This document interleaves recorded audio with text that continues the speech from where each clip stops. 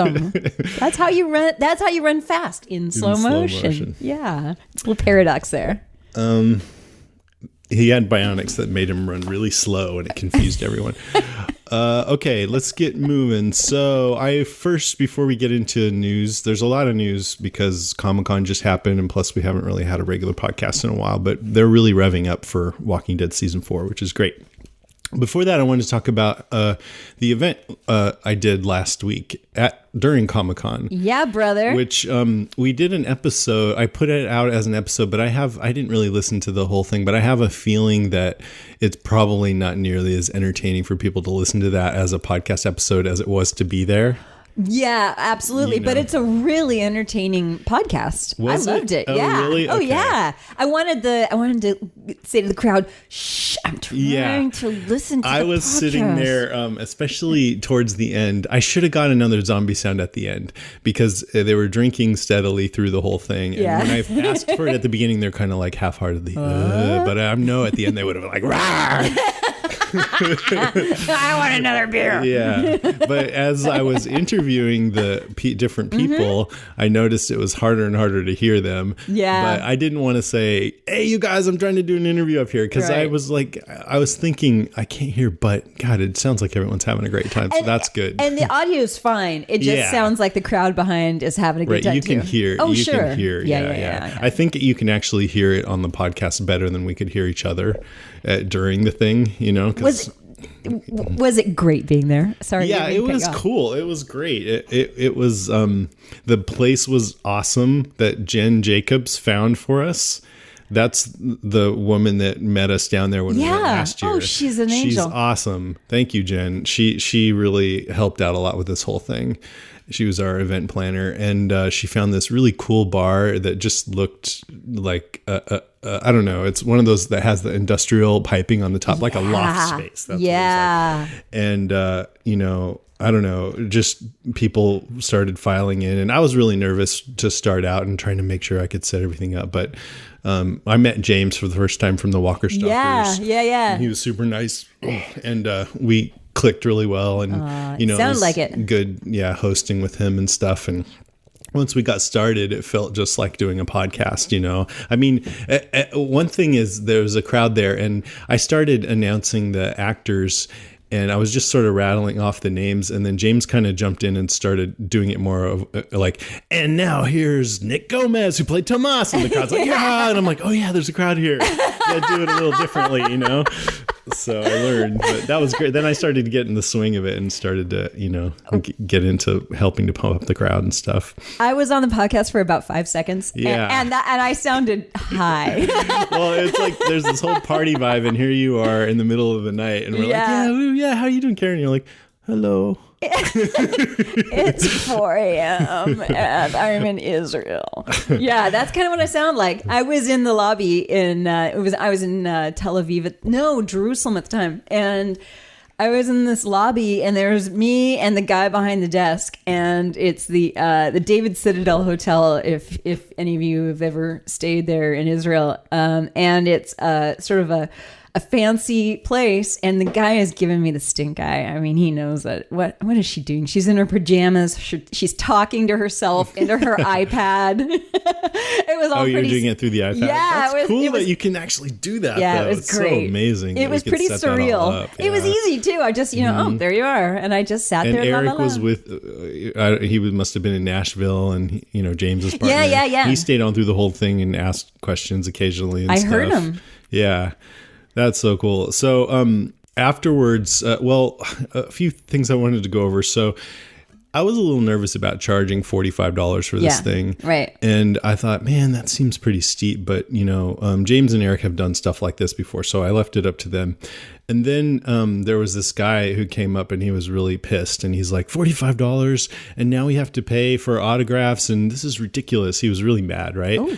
And James, I was like, I didn't know what to say to him. I'm like, I'm sorry. And then James went and got autographs for him from some of the actors for free. Right. And he was like feeling pretty good about that. And then right as we were about to start the podcast, I couldn't figure out how to get the mixer working right. Yeah. And that same guy who had been mad, but just, was feeling better, came up and he goes, I'm an audio engineer. And he fixed it. And I'm like, thank God James did that. That's great. And the guy ended up winning a couple prizes and he was like really happy by the end. He's like, you guys are great. But we ended up, you know how much money we made on the thing? No. Negative $200. We ended up losing money. So, but I didn't feel so bad because people seemed to have a good time, and we obviously didn't overcharge because I think it happened mostly because Big Tiny drank his share of beer and a few other. But I did my as well. James and I were joking ahead of time about who was going to buy the beer, but we ended up both paying for it. But I don't regret it. He's a tall guy. He can hold his liquor. It was totally fun. At the end of the thing, Big Tiny came over to me and he goes, "Hey, come over here." And we went he goes, "What are you drinking?" And I told him this beer, and he ordered another one, and he wanted to slam it with me, He's ready, go. So he slammed it, and he had at least 3 or 4 seconds on me, and then he kind of put the beer down and walked away. I think I got a text in Israel that said, "I just slammed a beer with Big Tiny." It was pretty fun. See, but he was great. He was actually a lot of fun. He was like fabulous. Talking to all the ladies and stuff like that. God, I wish I'd been there. Was it great to meet the listeners too? Like you met Pialani. Yeah, so it was really cool. There weren't actually a lot of Walking Dead cast listeners there. I don't think there were a whole lot of Walker Stalker listeners there either. I think a lot of people found out about it through other advertising venues. Right. Maybe some of them are listening now. Hi, if you are. But there were a few, and I met Pialani, and she was super cool and beautiful and sweet. And her daughter was there. She's, I think, 14 or 15. Oh, so beautiful and sweet she's too. Really cool. And this guy, Jeff Komlak, he was like our most dedicated fan. He came from like 2,000 miles away, and this was the main reason. And when he told me that, his wife didn't have a happy look on her face. And she's all, "It's our anniversary, 20th anniversary." Happy anniversary, Mrs. Jeff. But I was, then I ended up talking to Jeff and her, and by the end of the night, she was smiling too. Good. Yeah, she had a good time. Over. But nicely done. Jeff, it was great to meet you, and I'm glad you came out. And Jeff might be at some other events that I'm going to be at too. So looking forward to that. But thanks for coming, Jeff. I have one final question. How was the Walking Dead escape? Oh, wait, I'm going to get to that, but there was a couple other things I wanted to mention about this event. So I wanted to mention Mr. Blog. He was there. He was awesome. Love me some Mr. Blog. For one thing, he saved my bacon because I ended up flying down with Nico, and Mr. Blog drove and carted all our equipment down there. I don't know what I would have done. God bless you, Mr. Also, Blog. I spent the whole weekend with him, and he stayed at a friend of mine's with me, and at Eric's. got to know him better. Yeah, and it was really cool to get to know him better. Hi, Eric. And Mark Manfrey, I want to thank him because he gave up that prize where we did a zombie sound contest to see who won an original poster in their likeness, but as a zombie that Mark's going to draw. God, that's such a cool prize. And the other big prize we had was that smart pen from Maddie of LiveScribe. So thank you. Thanks, Maddie. And James was great, and it was really cool. All the actors were really super nice, just like very engaged and talkative and stuff like that. And I asked, the only one that's still alive is Travis Love, who plays that. He's that big black guy, Shumpert. Right. I asked him at the end, "Hey, would you come on a podcast?" "Oh yeah, sure." He gave me his card and everything. Season 4. Yeah. So, and then finally, I don't know, there was one other thing I wanted to say about that. I don't know. I guess that's it. But yeah, it was just great. It was really cool. And if we do more stuff like that, I hope more of you guys can make it out because it was a blast and everybody had a really good time. It sounds like it. Then, a few days later, we did the Walking Dead escape again. I was nervous as hell because of how out of shape. Remember last year I was doubled over, breathing hard. They were asking me, they're like, "Move along, move. Are you okay, sir?" So, and I'm more out of shape this year than I was last year. So I was like, I'm going to die. I'm like, I'm not even going to pretend like I think I'm going to make it through this. But I made it through alive. Yay! You mean you didn't get bit again? That's pretty Last good. year I did get bitten. Remember, I got shot in the head. Oh, yeah. Yeah. So That's right. yeah, I was jamming through this thing. There were more long areas, I think, this year where you could rest. Longer areas in between. Right. Plus, when people were yelling at me this year, come on, move along, I just ignored them. You know, I took my time and made sure to rest whenever I could. But yeah, I was really, and I wore knee pads. So fabulous! That's so smart. yeah, and like Mr. Blog was saying, that you're gonna lose mobility from that. But I was so happy because when I was going into those tunnels, I was just like practically rolling through. Yeah. How do your knees feel now, suckers? And then Eric, my friend Eric, not Mr. Blog, but the other Eric, he got bitten again. Did he? Yeah, but Mr. Blog, he made it out alive.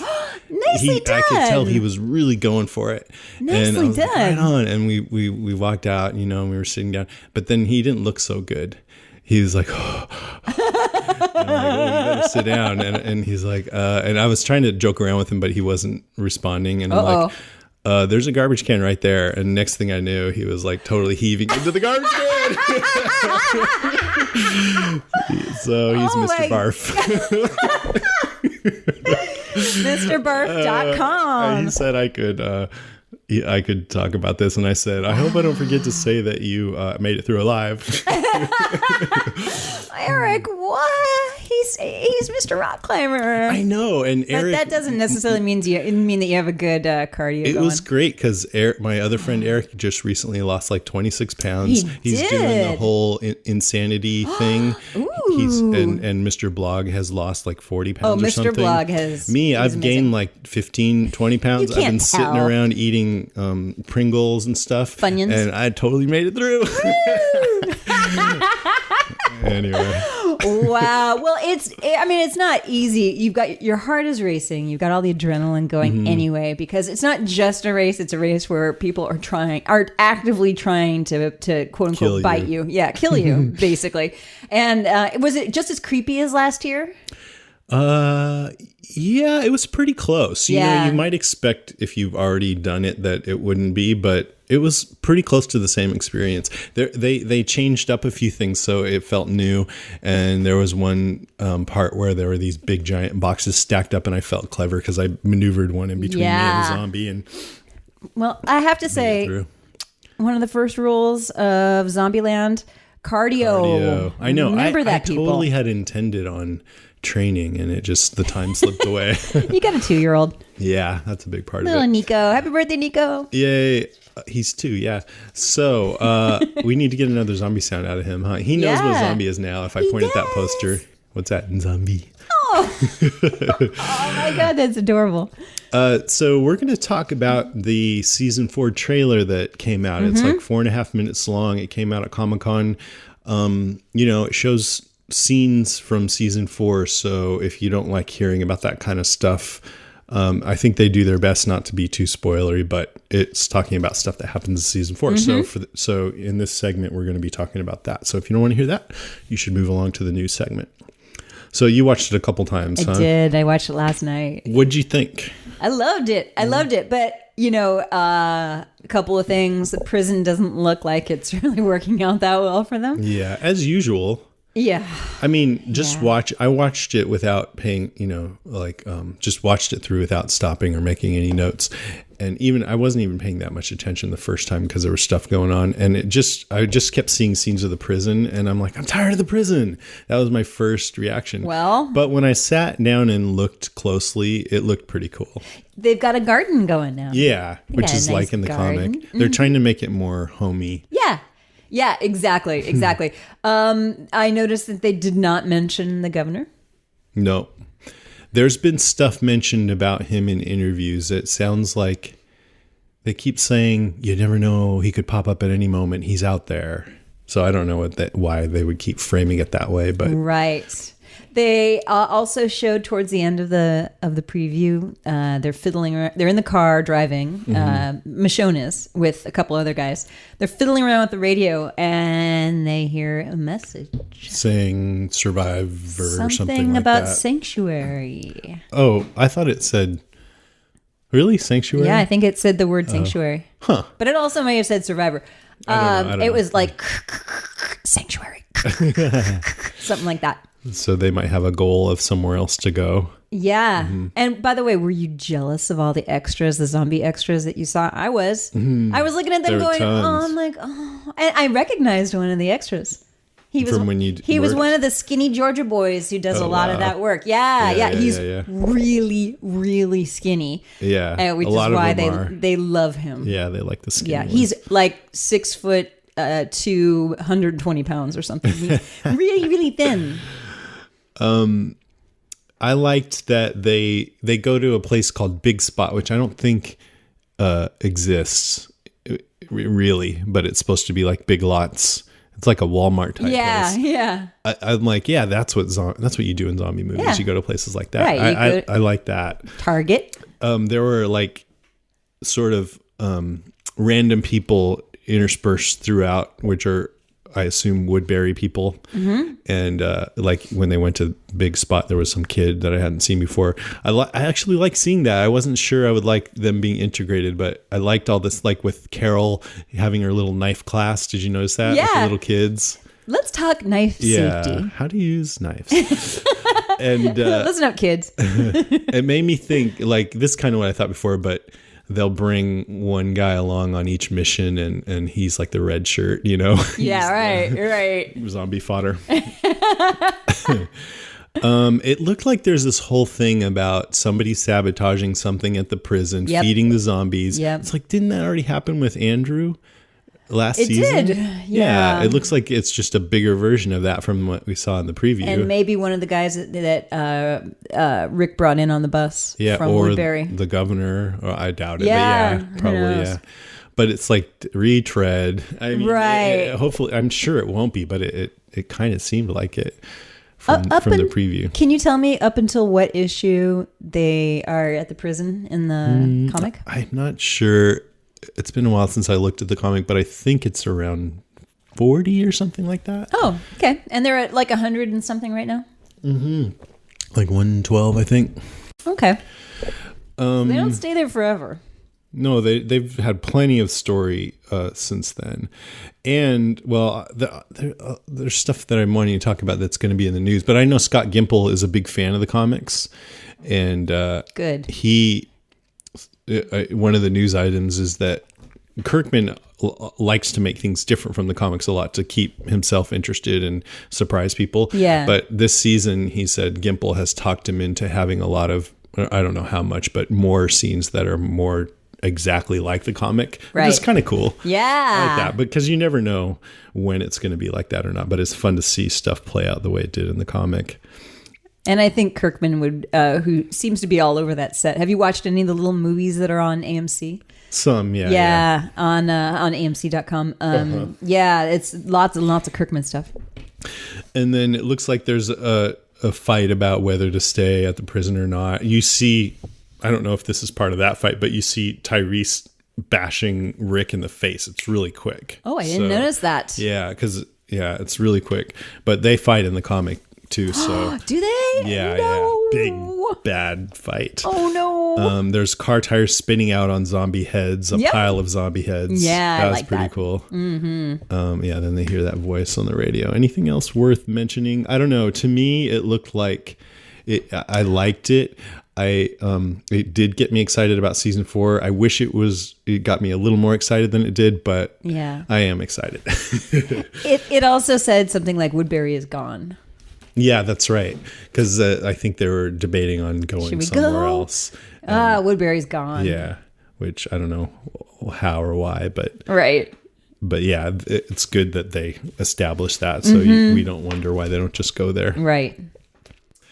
Anything else you want to say about that? Nope. People online really seem to like it. Did they? A little more than I did, yeah. Did you go? By the way, did you go into Comic-Con and see the Walking Dead panel at Comic-Con?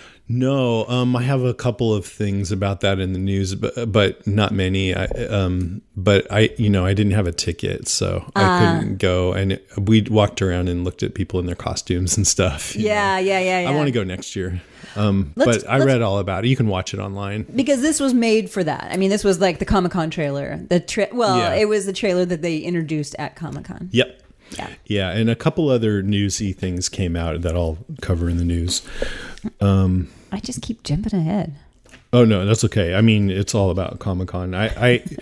People, a lot of people who wrote in assumed that I did go to Comic-Con, but I went down there to do that event and then kicked back with my buddy and for a couple of days. Then we did the Walking Dead escape, and then I came home.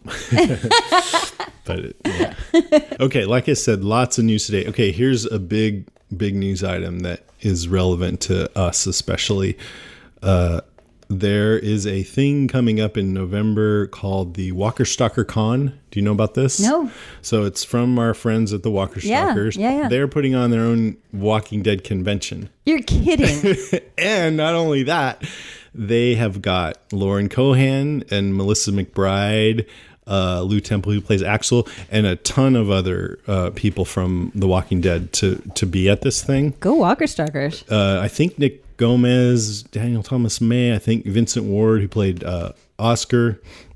There's some zombies there. Dang. It's November in Atlanta. Oh. And they're doing a zombie costume contest, signing parties, and there's other big announcements to come that I know about, but I can't say because I guess it's not firmed up yet.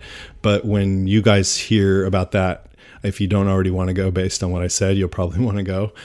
And they asked me to go and help moderate the Q&A sessions with them, which is pretty cool. And I'm totally going to do it.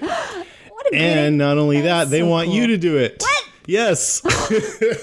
And they said they would pay for our airfare and our hotel. Do you want to do it? Yeah, you should. It's 8th through 10th, so it's a Friday, Saturday, Sunday thing.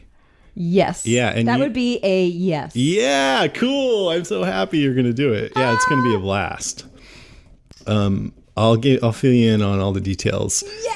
I think they really wanted you, and they used me to get to you. I want you to, baby. So now they're going to kick me out. Woo! All right. So yeah, we're going to moderate panels then and talk to the actors of Walking Dead, and it's in front of a big crowd and stuff like that. That's awesome. Yay. Wow. So you guys should definitely check it out. It's the website was down today. I guess Bluehost got hacked. So any site that's hosted with Bluehost is down, or it was down a few hours ago. But anyways, it's walkerstalkercon.com. That's walkerstalkercon.com. So check it out. You'll be pretty amazed at how many people are going to be at this thing. And there's more really cool announcements coming up that I wish I could talk about. Oh my God. This thing is what I mentioned before, that our friend Jeff, who was at the other event, he's going to be at this too. And oh my God. Maybe we can get Mr. Blog to come out. Woo! Come out, Mr. Blog. That's very, very cool. Yeah, super cool. So next is Walking Dead Season 3 is going to be out on DVD and Blu-ray on August 27th, which is just a few weeks away. They have all the good features, behind the scenes footage, audio commentaries, deleted scenes. There was one deleted scene I saw online that showed Carol telling Merle if he screws with Daryl, she'll slit his throat while he sleeps. They cut that out for some reason. She's a firecracker, that girl. I know. I want to get her on the show. Man, well, she'll be out her. there, so we can meet her when we go to Walker Stalker Con. God, that would be so cool. There is a limited edition zombie head tank version of this Blu-ray that you pour your own water in once you get it. No way. And if any of you guys get any of these from Amazon, by the way, we'd appreciate it if you go through our link or go to walkingdeadcast.com/Amazon. Because then you don't have to pay anymore. And then let us know if you like it. Yeah. Next, it's been announced that Walking Dead Season 4 starts on Sunday, October 13th at 9 p.m. Eastern and Pacific. We might probably tune in. I guess we'll watch it. Yeah, how many months away is that? 2 months, right? Wait, what is it? August, September, October. Yeah, 2 months. 2 months. Wow, it's so fast. Yeah, right? See, last hiatus. Yeah, hiatus. We didn't. We watched a lot of movies and talked did. about them. We haven't done that at all this time, have we? No, we haven't. No, we change it up, man. We keep it interesting. That's right. We're not caught in a rut over here. That's right. Okay, next news item. What is the next one? So coming soon, there's Walking Dead versions of Risk and Monopoly to go with your coffee mug, underwear, sports coat, and throw rug. Sports coat? Really? No, but they keep putting out with them a credit card, anything that can have something, a logo slapped on it. Oh my God. But the Monopoly board has Woodbury, the Herschel's farm, and the prison. But instead of cash, you have supplies. Yeah, right. It sounds like a really sad, cruel game. It's like you have to kick people off your farm. It's my farm. You go out there with the zombies. Sounds like this show. Yeah, exactly. Sounds depressing. But if you buy it, go through Amazon. Go through our link. Yes, please. I don't mean for this to be a complete ad, this whole episode, but that's how it's turning out so far. Sorry. So an interview with Kirkman on AMCTV.com, he says, how would you compare season 3 to season 4? How are they going to be different? He says, this is really broad, not at all spoilery. I can argue that, or very small, I can argue that this season has a higher level of optimism than the show has had thus far. So that gives me something to look forward to. Also, I'll say that when you get to season 4 on a show, especially a show like The Walking Dead, you realize that you've been around for a while and people may start to think, I've got this show figured out. I know how they do things on this show. And they're exactly right. No, I'm just kidding. He says, and a tremendous amount of effort has been put towards keeping the audience guessing and doing newer and more interesting things and changing what The Walking Dead is in a way that's true to everything that people love about The Walking Dead, but that brings in a lot of very cool, new and unexpected elements. Yeah. Okay. I buy that. Yeah. Thanks, Robert. You believe it? Yeah. It won't just be, I mean, like, for example, they won't have somebody sabotage the prison. And He's got it. Contractually, he probably has to say that. I don't know.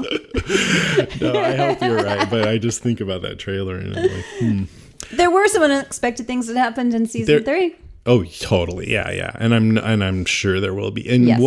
what I really liked about the trailer is, I'm surprised at how much I like this, but having all the Woodbury people sprinkled in, it was kind of fun to see just a bigger crowd. And yep. I'm sure that will change the tenor or the tone, right? The feeling of the show. Right.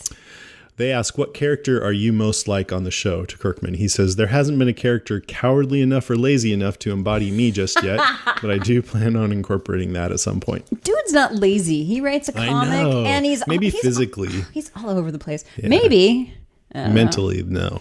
No. Okay, from here on out, it gets a little more spoilery, just slightly though. Nothing huge.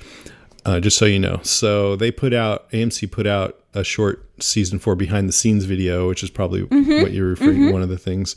A couple things we learned from it is once the show starts, season 4, they've been through another winter. Yep. And they've consolidated the prison and they're trying to make it more like a home. And Rick has that little farm. Yeah. Which is nice. And Herschel has a hoe for a leg. Shovel. You're going to say what? I was going to say it's probably Herschel's little plots of, that was Herschel's dream. So, but Rick says, or Andrew Lincoln says, I've got a farm in that video. Maybe Herschel is not around anymore. Maybe he's buried under the soil. Fertilizer. It is his little plot. Farm. Yeah. Aww. Herschel will nourish. No, I saw him all over that trailer. Yeah, that's because they took his one scene from the first episode and scattered it through the trailer to make you think he lives. He dies in episode 1. We don't want that. They say there are, quote, I agree, there are, quote, more zombies than ever, which I believe. The scripts are deeper and darker than ever. I'm not so sure I believe that, but we'll see. Chandler Riggs definitely looked like he had that growth spurt. Right. Did you see him? I did. He looks like a total teenager now. He does. Yeah. He's getting to be a looker. He started as like this little kid, and now he's getting to be a young man. It looks like he could almost actually be a match for Emily Kinney now. Yeah. Which makes me wonder if when they kind of that teasy flirting last season. I don't Maybe know. they were thinking maybe he'll have a growth spurt and we can make something. I wouldn't be surprised if they start it now. Still a little too Mrs. Robinson. Yeah, maybe next season. I don't know. I might call Child Protective Services. TV Guide did an interview with Kirkman and Gimple. Scott Gimple, the new showrunner. They say the direction the series has taken is so different from the comics. What can we expect this season? I already mentioned this, that Kirkman says, that it'll be closer to the comic in some parts because Gimple likes the comic. They say, does season premiere title, quote, 30 Days Without an Accident, suggest that Rick and his group of survivors have been doing well? He says, I think you can assume that. I've always liked the way our seasons are structured. The characters get to the point where they're doing okay, where they know what they're doing and where they're going. Those are the periods that happen in between seasons when things start to hit the fan and get exciting again. Those are the parts you see. You know what? I would actually like to see some of the day-to-day stuff, the time when everything's going well. I kind of like that, actually. I know that my view is probably not a universal view. Probably not a lot of people agree with me. But, I'd like a glimpse into life there on the farm when it's peaceful before all hell breaks loose. There is more of that in the comic where it's just slice of life kind of thing. Really? That's nice. They're talking about, how many cans of peaches are left. Right.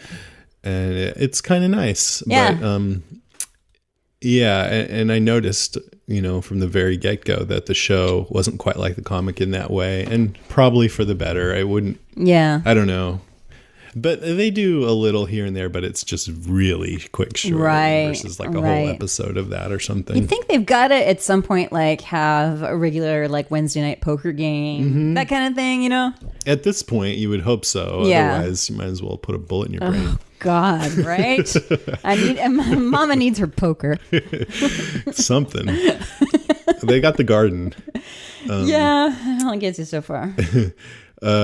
They say...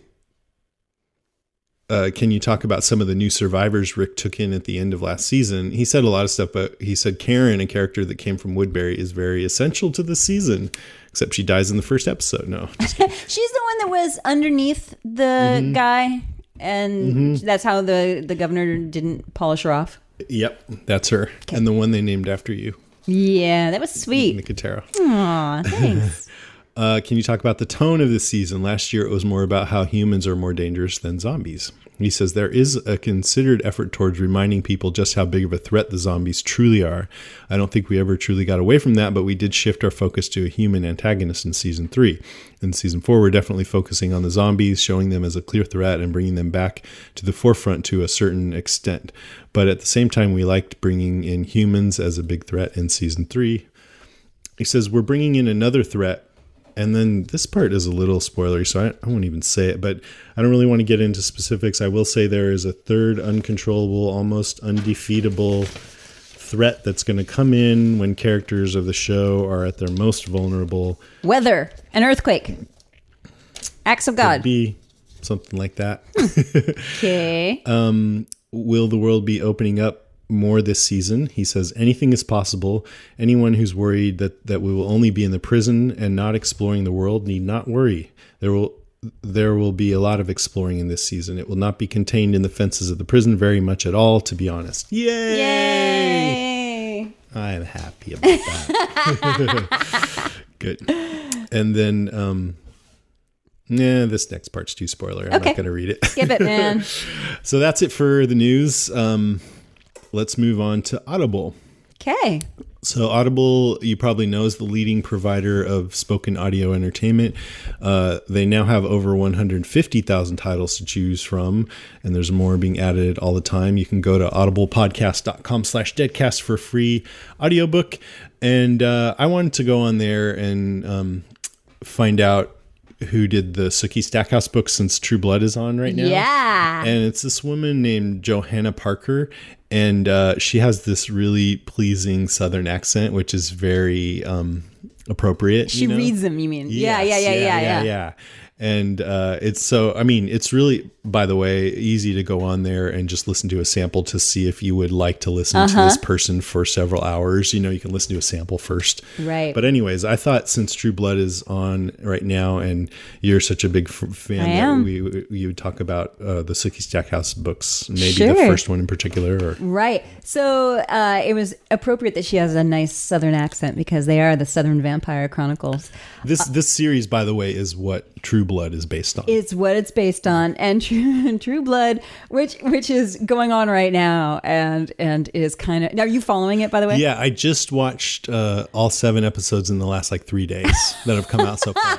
I'm liking it. Good. Yeah, I don't want to give too many spoilers, but Bill was in a certain position last season, and I did not like how it ended with him. Right. But the way that they've gone with that this season, I'm really liking it. Yeah, me too. Me too. Exactly.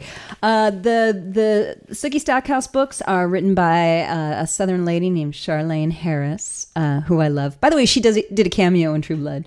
And they're charming, they're well written, they're funny, they're smart. They start with the first book, which is Dead Until Dark. And they just released the very last of the series. Number 13? Number 13, yeah, which is called Dead Ever After. I just downloaded that from Audible. Oh, cool. Yeah, and I'm just getting into that. Are the books similar in feel to the show? Yeah, I'd have to say kind of. They're all written from Sookie's perspective. So the show is from everybody's perspective. Right. Kind of, it really focuses a lot on Sookie, the show does. But are they kind of irreverent like the show is? Yeah, they're irreverent. They're funny. They're great. I love the whole mythology that she's built up of the werewolves, the shifters. And she did, I mean, the very first one was published in 2001. So these predate all of the recent vampire stuff. Yeah, exactly. Yeah, there's I love 'em. Different supernatural creatures in it, not just vampires. Yeah, exactly. Cool. Fairies, for instance. You have a little bit of fairy blood, you get high, apparently, if you're a vampire. So I just love them, and that's what I think the recommendation should be. Cool. And yeah, so if you're into True Blood or curious about it or just want a good, funny, cool vampire book, Dead Until Dark is the first one. So that'd be the first one to start with. Yep. You can get that for free when you sign up at audiblepodcast.com. Attention shoppers, Deadcast Top 5 in 5, 4, 3, 2. Poor RJ. Today's Deadcast Top 5 was going to be top 5 favorite TV characters until when I started coming up with my list, I had a serious case of deja vu, and I realized that we'd already done that a year ago. Wow. I'd like to know what I said a year ago. I should go back and see what I said, because I have my whole list that I am like, let me put a list together. Yeah, I should have not told you and see if you would come up with a whole different list. Or the same one. Yeah. Well, so this is basically a couple of hours of putting our noggins to this. So I actually like that we didn't have a lot of time to prepare for this segment. So we're doing top 5 favorite movie characters. Right.